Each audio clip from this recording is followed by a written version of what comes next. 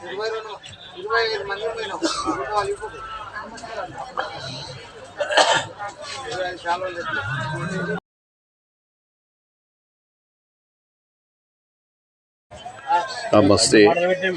ఈరోజు మనం ఒక మంచి ప్రోగ్రాం దూరదర్శన్ తీయాలనుకున్నాము.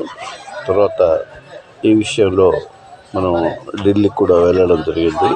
అక్కడ శ్రీమతి ఇందిరాగాంధీకి సంబంధించినటువంటి కొన్ని ఆర్టికల్లు B5 న్యూస్ నుంచి సేకరించడం కూడా జరిగింది. అందులో ఇందిరాగాంధీ గారు వాడినటువంటి వస్తువులు, తర్వాత ఆమె చేసినటువంటి ఆమె ఇల్లు ఎలాగుంది, తర్వాత ఆ ఫర్నిచర్ కూర్చున్నది ఎలాగుంది, దానిపైన మనం స్పెషల్ ప్రోగ్రామ్ ఈరోజు చేయడం జరిగింది.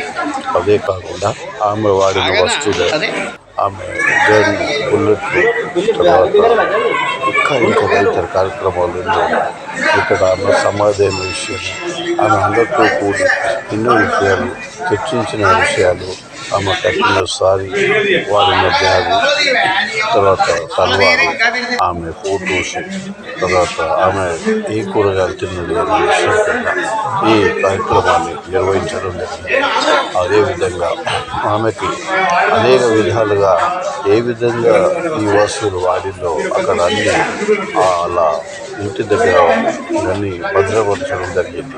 ఈ భద్రపరిచిన దాన్ని ప్రతి వారు కొంతమంది వస్తున్నారు. అలాగే ఇప్పుడు మనం చూస్తున్నది రాజ్ఘాట్ యొక్క సంబంధించినటువంటి ఈ గ్రౌండ్, అంటే బాపూజీ గారి ఘాటు, అంటే బాపూజీ గారికి ఒక మంచి వేదిక ఏర్పాటు చేశారు. ఈ వేదికతో పాటు ఆయన ఘాట్ సెక్షన్ కూడా వెళ్ళడం జరిగింది. అక్కడ ఉన్నటువంటి ఆ ఘాట్ సెక్షన్లో ఎంతోమంది వాళ్ళు వస్తుంటారు. అంటే ఇది మనం చూస్తున్నది ఘాట్ సమాధి, అంటే బాపు గారి ఘాటు. ఇక్కడ ఈ సమాధిని ఇప్పుడు ఈ జ్యోతి ప్రజ్వలన జరుగుతూ ఉంటుంది. ఈ జ్యోతి వెలుగుతూ ఉంటుంది.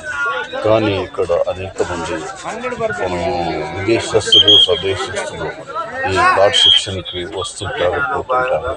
మరి ఇక్కడ ఈ బాపు గారి యొక్క ఆత్మ శాంతికి చేకూరాలని పలువురు ఇక్కడికి వచ్చి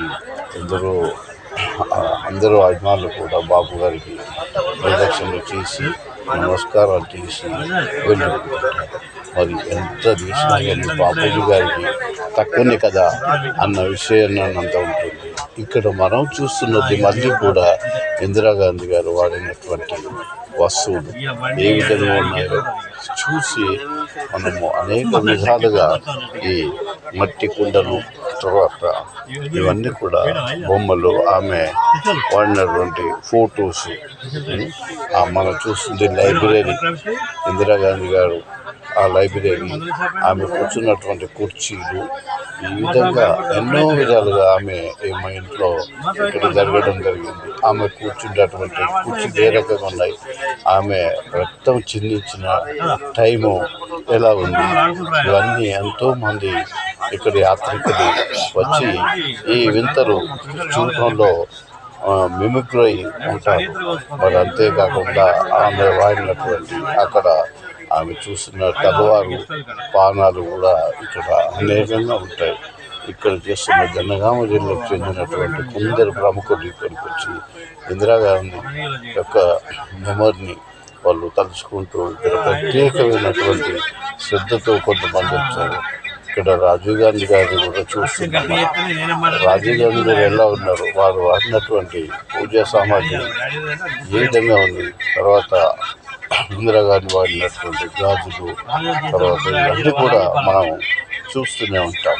ఇక్కడ అనేక విధాలైనటువంటి ఇందిరాగాంధీ గారికి మనం ఎంతైనా రుణపడి ఉన్నాము.